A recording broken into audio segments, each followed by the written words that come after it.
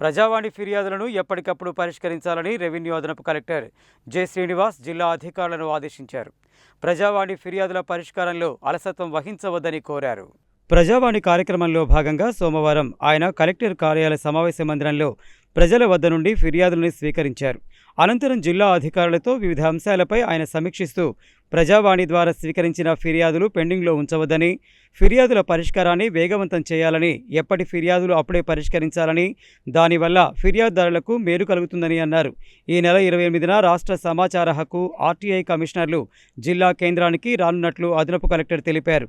ఉదయం 10 గంటలకు public information ఆఫీసర్లు, అప్పిలేట్ అథారిటీ అధికారులు మరియు సంబంధిత శాఖల అధికారులకు ఆర్టీఐ చట్టంపై అవగాహన సదస్సు నిర్వహించనున్నారని, ఈ సందర్భంగా ఆర్టీఐ చట్టం అమలు విధానం, దరఖాస్తుల నిర్వహణ, సమాధానాల ప్రక్రియపై సమగ్రంగా వివరణ ఇవ్వనున్నారని తెలిపారు.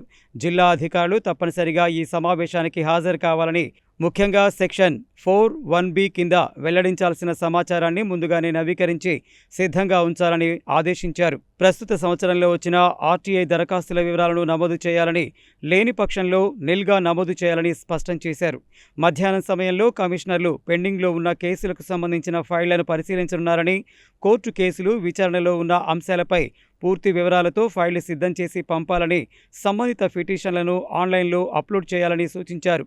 సోమవారం నాటి ప్రజావాణి 104 ఫిర్యాదులు రాగా రెవెన్యూ శాఖకు 70, తక్కిన శాఖలకు 34 వచ్చాయి. మిర్యాలగూడ సబ్ కలెక్టర్ నారాయణ అమిత్, స్థానిక సంస్థల ఇన్ఛార్జ్ అదనపు collector Y Ashok Reddy, Chanduru RDO Sridevi, Devarakonda RDO Ramana Reddy, జిల్లా అధికారులు హాజరయ్యారు. నాది కొండభీనపల్లి సార్, మండలం దేవరకొండ, కొండభీనపల్లి, ఎర్రబిచ్చతండ. 2010లో ఎకరం భూమి వేరేలు చేయించుకున్నారు సార్.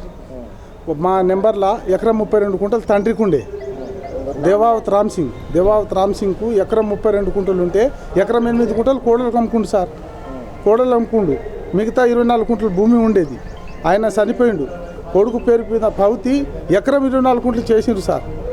నేను భూమి మీద నా ఎకరం చేయించుకుంటు కాబట్టి నేను భూమి మీద రానియకపోతే మండలం కోర్టులో కేసు వేసిండు సార్. కోర్టు కూడా నాకు తీర్పిచ్చింది సార్. మళ్ళీ జిల్లా కోర్టులో అప్పీల్ చేసిండు సార్. జిల్లా కోర్టులో కూడా నాకే తీర్పిచ్చింది సార్. అయినా ఎంఆర్ఓ నీ భూమి కాదని భూమి మీద వచ్చి కొట్లాడ పెడతారు సార్. నాకు మండలం కోర్టు, జిల్లా కోర్టు ఇచ్చింది సార్. నాకు ఎకరం కట్ చేసి నా పేరు మీద, ముగ్గురు అన్నతమ్ముల పేరు మీద ఎక్కిమంటే చేస్తా చూస్తా అని వాళ్ళ బిడ్డ పేరు మీద, రాణి పేరు మీద మార్చింది సార్. నా భూమి నాకు కావాలని. కూడా వేస్ట్ కాలనీ 3వ వార్డు యాక్సిడెంట్ అయ్యింది, కాలు ఇరిగింది, కష్టం. ముగ్గురు ఆడపిల్లలు, నాకు భూమి లేదు, ఏం లేదు. 35 కిలోల బియ్యం ఒక్కటి, బండి పింఛన్ రావాలి. మేము ముగ్గురం ఆడపిల్లలము.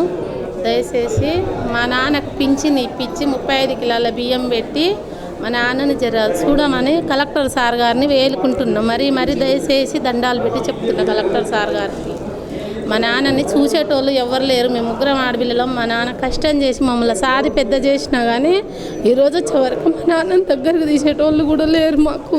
పెద్దవరం మండలం గేమినాయకండ గ్రామ పంచాయతీ ఉట్లపల్లి రెవెన్యూలో గతంలో మేము కొన్న ల్యాండ్ కానీ మాకు వారసత్వం వచ్చిన భూమిని అమ్ముకున్న వాళ్ళ వ్యక్తులకు రెవెన్యూ అధికారులు వాళ్ళు రికార్డు చూసుకోకుండా వేరే వ్యక్తులకు ఏ విధంగా చేసిననేది జిల్లా కలెక్టర్ గారు దీని మీద విచారణ చేసి తగు చర్యలు తీసుకోవాలని మనవి చేస్తూ గత 2 సంవత్సరాల నుంచి 3 సంవత్సరాల నుంచి తిరుగుతుంటే ప్రతిసారి మేము చేస్తాము, చూస్తాము, మేము చెప్పినాం కదా అని కలెక్టర్ సాబ్ పేపర్ మీద రాయడము, ఎంఆర్ఓ వారికి చెప్పడము, ఎంఆర్ఓని కలవమంటే అక్కడ ఎంఆర్ఓ వాళ్ళు కనీసం పట్టించుకోకుండా లోకల్ లీడర్స్ ఉన్న ఇప్పుడు ప్రజాపాలనని నడిపించే వ్యక్తులు ఎవరు ఉంటారో వాళ్ళ మాటలు చెప్పి అది న్యాయమైనా కానీ అన్యాయం సైడే సపోర్ట్ చేస్తూ మా పరిష్కారం కాకుండా మేము చేయలేమయ్యా అని మమ్మల్ని కావాలని 3 సంవత్సరాల నుంచి రెగ్యులర్గా చేస్తాం, చూస్తామని టైంపాస్ చేసుకుంటూ తిప్పుకుంటూ గతం ఇప్పుడు దాదాపు 3 సంవత్సరాలు అయిపోయింది. మీ ప్రజాపాలన దరఖాస్తులు ఇచ్చి